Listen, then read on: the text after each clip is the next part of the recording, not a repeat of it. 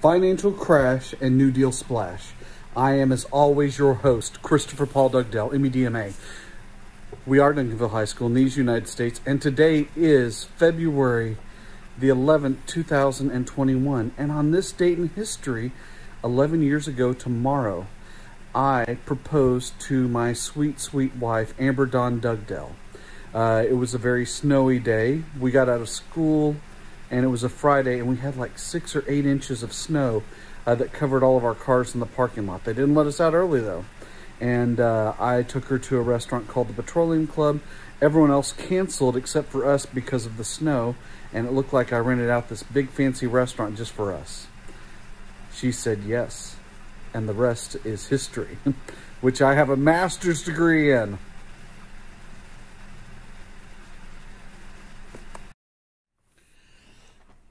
So, the stock market is a system for buying and selling shares of companies. There's no certain number of stock, the lowest number of stocks a company can have is 1, okay?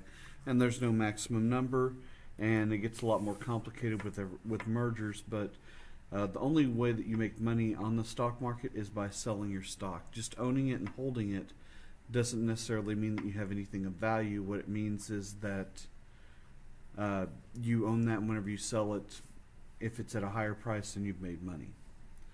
Now, a bull market is a long period of rising stock prices, and a lot of times it's built on people investing without having the money to really support their investment.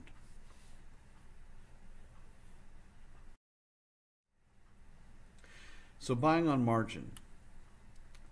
This is making a small down payment on stock and borrowing money to pay for the rest. So what you might do is come in with, if you're going to buy $20,000 worth of stock and you've got $2,000, you give that company $2,000 and then you go and you buy the stock. And if that stock goes up to $40,000 in that time, you have the money to pay them off. On the other hand, normally what's put in place whenever you do that is a margin call. And this is demand for immediate repayment of a loan. So if you buy the stock and it's worth $20,000, and they say if the value of the stock drops down to $19,000 or $18,500 or $19,000, so the company would still make $1,000 off of it because they get back their original money when they sold the stock. And they'd also have your $2,000 there. So they would still have their money protected, but you wouldn't. Okay? And the problem is if this happens and there's too many massive dips in stock, then you're not able to pay back your loans, and this causes more problems from there. There's a lot of speculation on the stock market. This is whenever investors buy and sell stock quickly for a profit. They call them day traders now, where it is possible to make a lot of money in a short period of time, but it's also just as likely to lose all that money in such a short period of time as well. Now, Black Tuesday, this is whenever everything really starts to go downhill. On October 29th, 1929, stock prices fell $10 to $15 billion in one day. In today's money, you're looking at somewhere around probably $200 to $300 billion. Just with the amount of money in circulation, that would cause massive problems and massive panics on the stock market. And they fell another $40 billion by the end of 1929.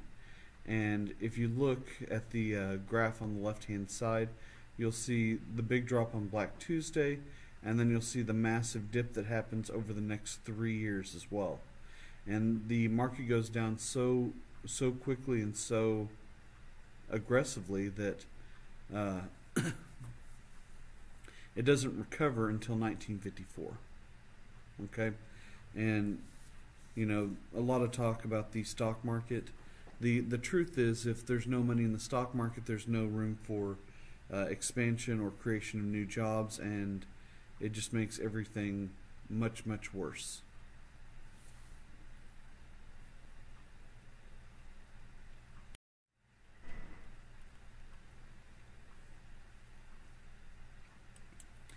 So there was a massive bank crisis that happened.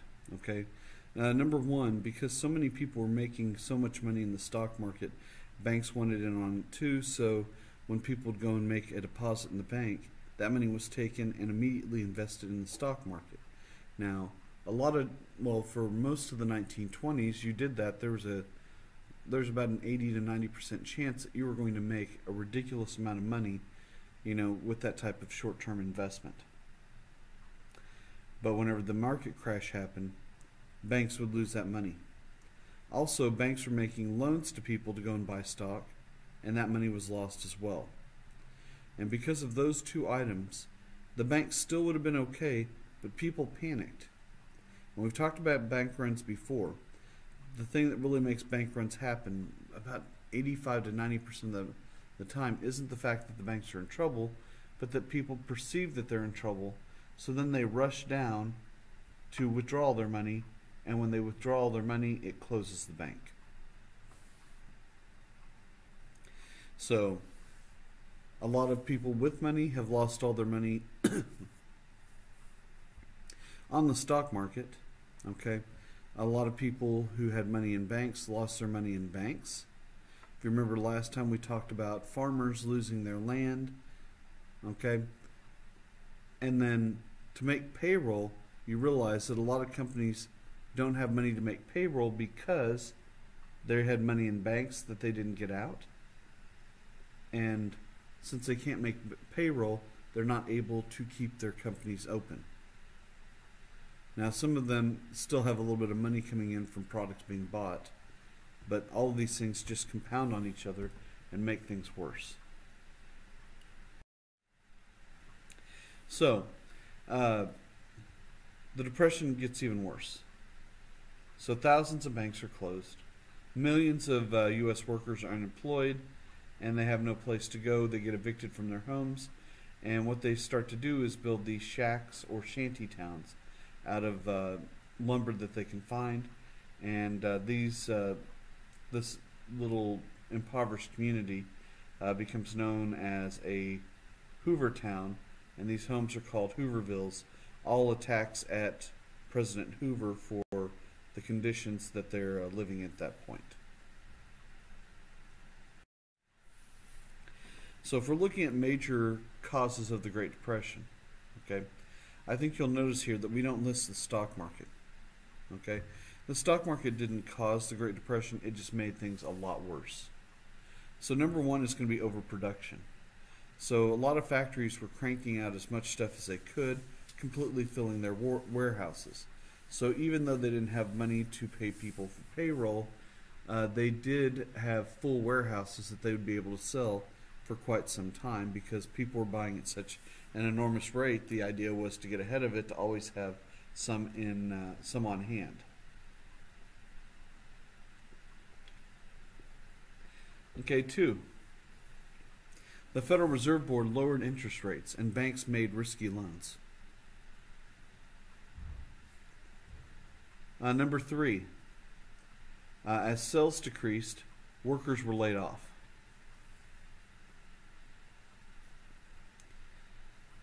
Okay, number 4, the installment plan.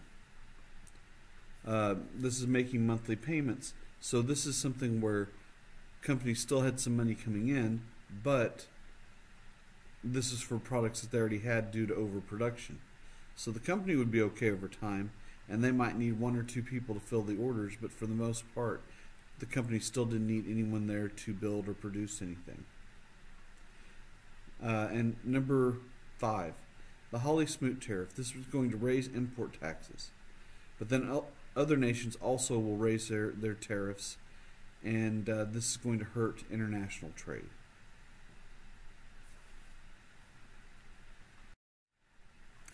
But that's not all, folks. Okay, with all the crop prices falling, farmers weren't planting anymore. So they have these big, massive open fields that are just laying there fallow. A lot of dust. And if you know anything about the Midwest or the Great Plains, there's no rain, but there is a lot of wind. Okay, there's a reason it's Tornado Alley. There's not a lot of trees to stop it, and that's why you constantly have the threat of tornadoes going through these areas. So what happens is all these winds that come through start to stir up all the dust from the farms that's not being used, and these dust clouds would run over towns, and they would go for hundreds of miles, in fact sometimes thousands of miles.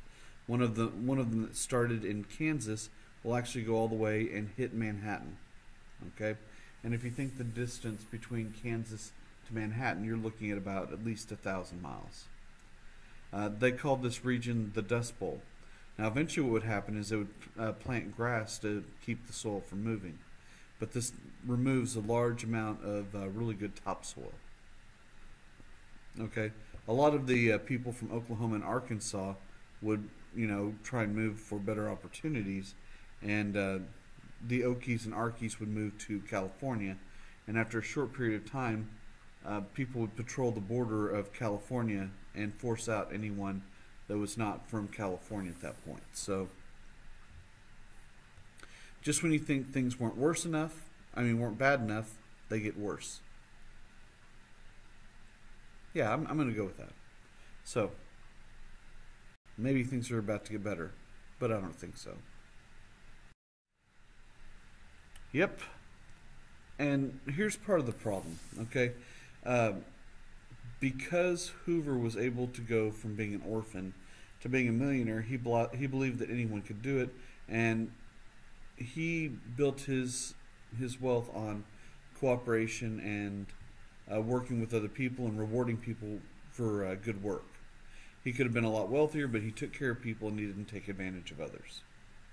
And he created something called Voluntary Cooperativism, and this is getting companies to agree to work together for the betterment of the economy.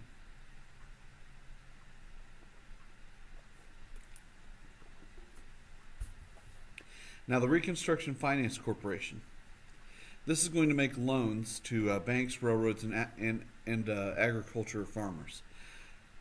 But the problem was they would only give it to people that weren't high risk, and as a result it was too cautious and wasn't anything that was able to really help during this time period.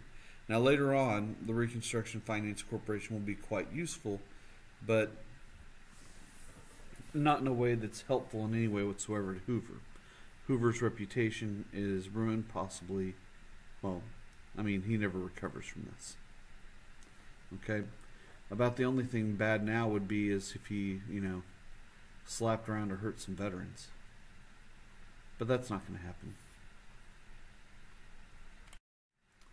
So, what happens is Congress in 1924, so this is while Coolidge is president, Congress is going to give World War I veterans a $1,000 bonus for 1945.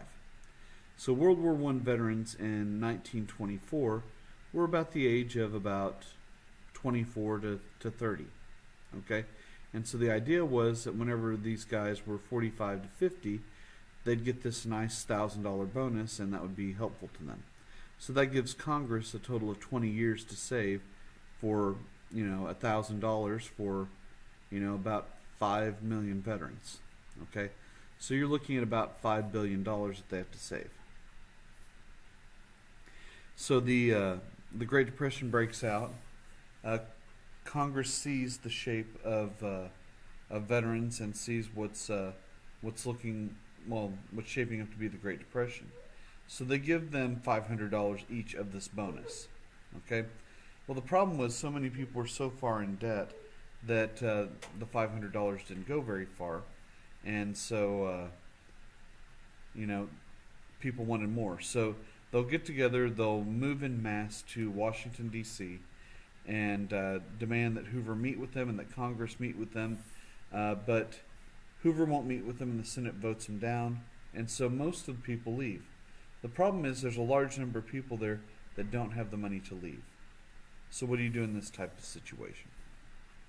Well, you find someone that respects them, that they respect, to try and get them to go home. So Douglas MacArthur served in World War I. He was well respected. So Hoover orders him to clear the buildings, to go in, get them to go home. MacArthur took this as a mandate to kick everyone out. And so he goes in with tear gas and flamethrowers and just burns down Anacostia Flats in Washington, D.C., and kicks out the veterans. There's a lot of veterans that are gasping for air as they're being pushed out. And anyway, so this is something that really puts the nails in Hoover's coffin, especially for re-election. So the election of 1932, I don't think I need to explain. Hoover was the Republican candidate, but he was so unpopular by this time. It's really shocking that he got as much of the vote as he did. He got 40% of the vote with everything that went down. Okay, none of this really was his fault, but it didn't matter at this point. FDR had caught polio, and this made people feel like he understood hardship. Now, most people had no idea that his legs didn't work and that he couldn't walk. And to be honest, he probably would not have been elected had anyone known that that was the case. In 1920, right after, while he was running for vice president with Brian Cox, he caught polio. Things got really bad, and by 1921, he was never able to walk again. Although you will see videos of him walking around. He had these big, strong, heavy metal braces that he put on his legs. They would hook to other people's pant legs, and it made it look like he could walk. He was also a really great speaker, very dynamic, very charismatic. Eleanor Roosevelt really changed the role of the First Lady, and she would go and make visits out to factories, and I know there's a joke here, but she really was the woman who did the legwork for what he was trying to do. Okay, so she also goes out campaigning for him, and no one thought less of him or anything else, because it seemed fitting that a wife would support her husband.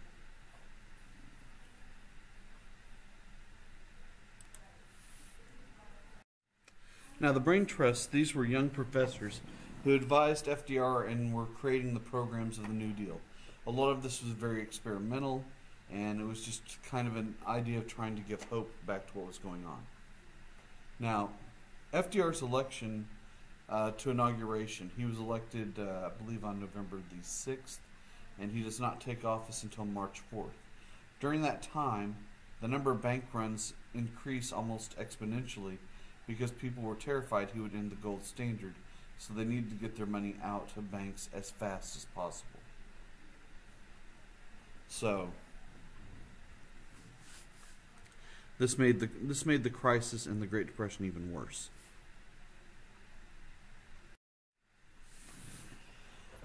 So what do you do to fix things? Well, FDR had created a plan, much like his fifth cousin, and that was Theodore Roosevelt, who had the Square Deal. He comes up with what's called the New Deal.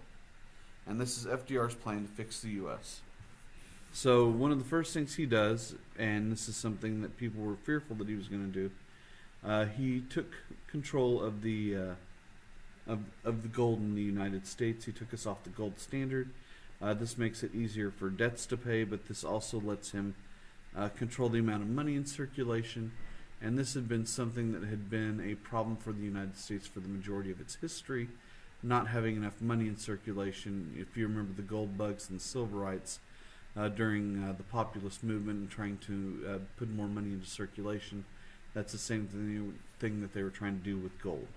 Okay, he focused on the 3 R's: relief, recovery, and reform. Okay, relief would be money to impoverished families. Recovery would be how do you fix the programs, and reform would be how do you keep these type of mistakes from happening again. They refer to the beginning of his term as the 100 days. And over this first 100 days that he's in office, FDR gets Congress to push through 15 major acts to try and fix the economy. Now, once again, the focus is what's the first thing you need to fix whenever the economy is completely falling apart? And that would be the very fragile banking system. Okay, and the Treasury Department would issue licenses to financially sound banks. Now, basically they called a banking holiday, and all the banks were closed. Then FDR sent in people from the Treasury Department to all the banks that were open. Had them spend Monday in there, sometimes Tuesday and Wednesday, looking through what they were doing. The truth is, they didn't really go over anything.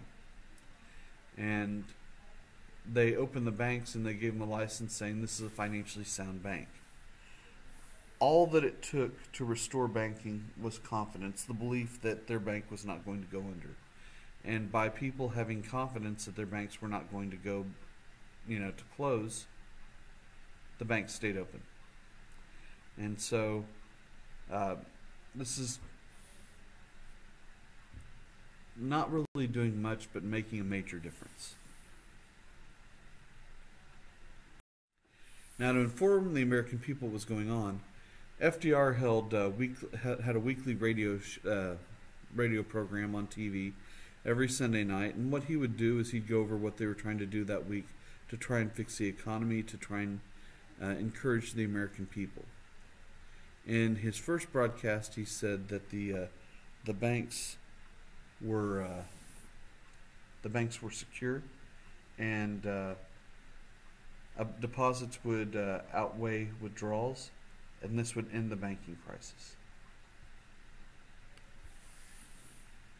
So people were confident that he knew what he was doing.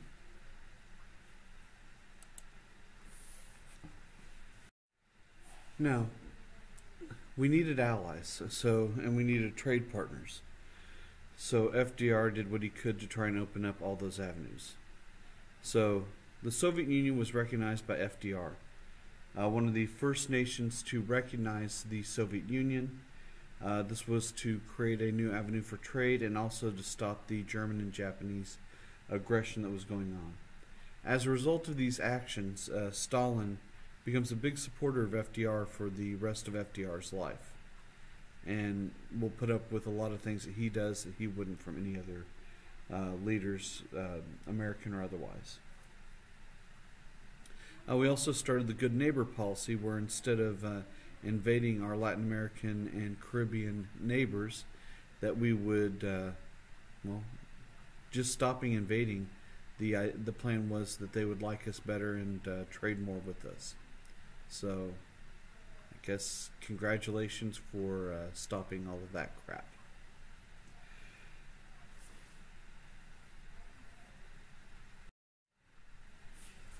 So, still working on the financial institutions, laying the foundation for the United States.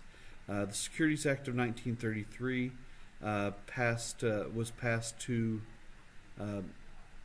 require all companies that traded on the stock market to provide truthful information to everyone at the same time. This makes it so that you can't lie while selling stock, which was done all the time by corporations to give their investors and give certain people that they were close to an advantage over the average person. So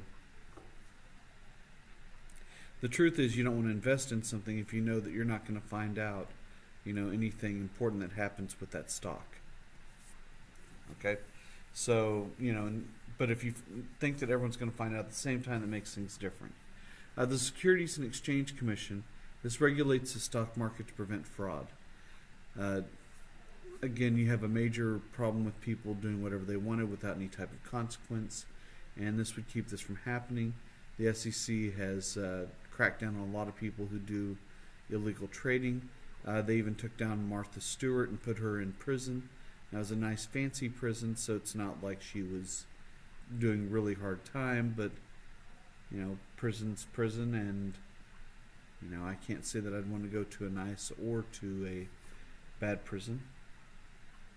I'm just weird that way. The Glass-Steagall Act.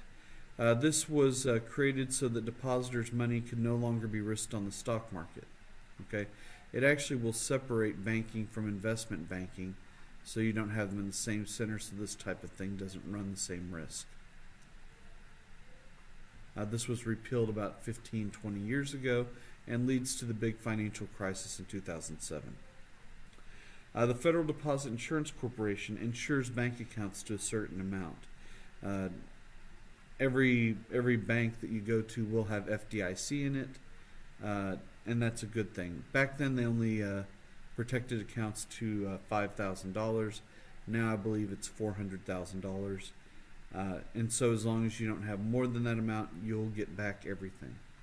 Now if you have 10 accounts with that amount in each one of those, you will still only get back that amount from each financial institution.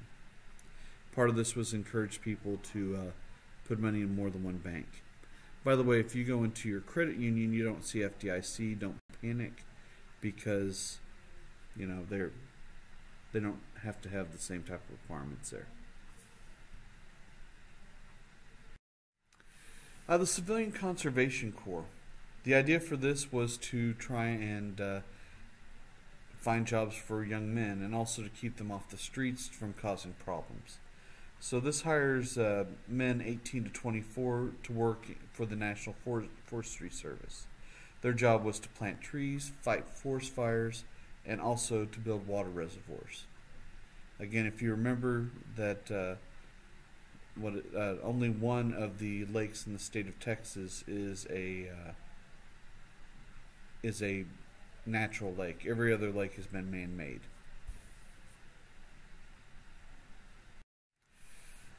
Last but not least, the Tennessee Valley Authority. Okay, the majority of Tennessee, North Carolina, northern Alabama, and parts of Kentucky and Virginia were without power, and the idea here was to provide a service to the American people. So they started damming up several different areas of the Tennessee River. It was owned by the government. Part of it was done to test the fairness of rates of electricity, because there was, how much does it actually cost to produce a kilowatt of power? Well, no one really knew, and this kind of creates a base for that. On the other hand, people panicked because they thought of this as a movement towards socialism. And socialism's always been one of those four-letter words in U.S. history that, kind of foresees the downfall of everything that is American. So people panic, but they don't necessarily have any reason to panic. But this creates tens of thousands of jobs.